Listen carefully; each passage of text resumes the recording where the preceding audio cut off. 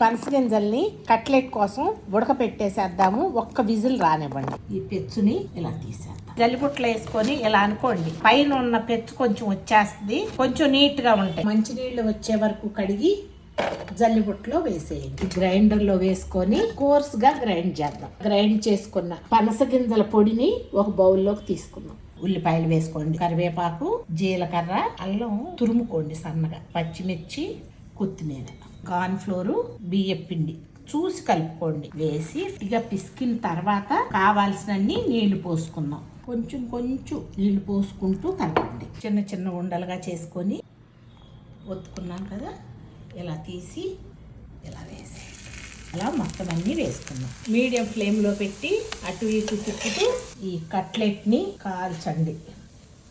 అటు green tea, కొంచెం వామాకేసి పనస గింజల కట్లెట్ అద్భుతంగా ఉంటుంది.